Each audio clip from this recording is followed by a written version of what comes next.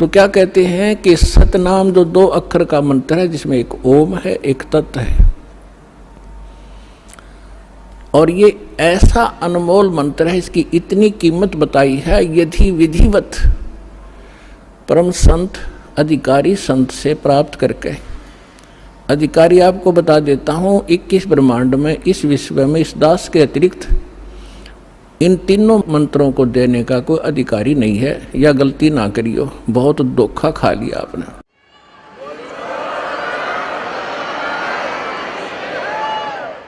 और कोई निकम्मी आत्मा इस दास से मंत्र प्राप्त करके स्वयंभू संत बनकर ये दान कर रहा है, वो महा अपराधी है भगवान का, और धोखेबाज है, वो डुप्लीकेट बना रहा है वो पासपोर्ट, जो आगे जाके आपको बहुत धोखा देगा। उसको काल का पक्का दूत समझना, उससे आप भी बचना, और जहाँ तक संभव हो जिसने उनको फंसा रखा है उन भाई बहनों को भी सतर्क करना प्यार से।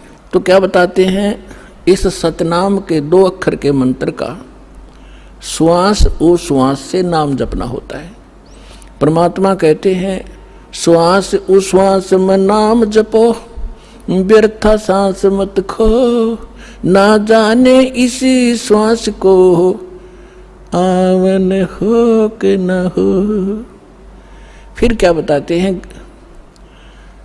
कि ये इतना एक श्वास का एक सतनाम एक भी आपने सुमन कर लिया विधिवत अधिकारी संत से, और बिल्कुल सावधानी से, यानी सिमरण जब करते हो सतनाम का, बाहर जो मंत्र छोड़ते हो उसके ऊपर उसकी अंदर से जो उच्चारण होता है, श्वास के द्वारा महसूस होता है मैं क्या बोल रहा हूँ, और बाहर श्वास छोड़ते समय कौन से मंत्र का उच्चारण होता है, उसको अजप्पा जाप कहते हैं।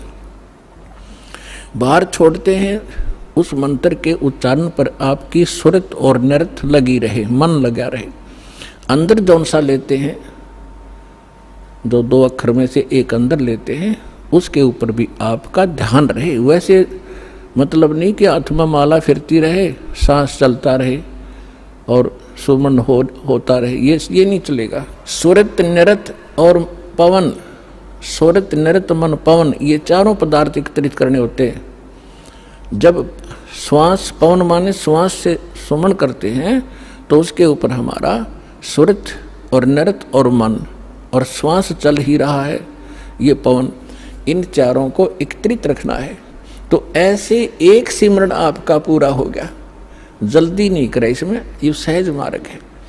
कई जल्दी के मारे मन फटाफट खींच दे मीटर सिमरण का, प्यार से करे चाहे थोड़े कर ले, उसकी कीमत होगी। और सिमरण करे ध्यान से, बगैर सुरत नृत लगाए कोई सिमरण हो रहा है, वो काम असफल नहीं होगा। तो ऐसे किया हुआ सतनाम का एक सिमरण की कितनी कीमत बताई है पुण्यात्माओं। जिस व्यक्ति ने कभी लाल सुना ना हो, हीरा देखा भी नहीं हो, उसकी कीमत का पता ना हो, सुना भी ना हो, और उसको कोई एक पत्थर दिखावे कि ये एक चमकीला पत्थर जो आपको नजर आ रहा है, ये करोड़ रुपए का है। अब सामने वाले ने कभी ये देखा नहीं, कभी उसका व्यवहार उससे पड़ा नहीं, तो वो मानने या ना मानने पर उसकी कीमत ज्यों की त्यों है। इसी प्रकार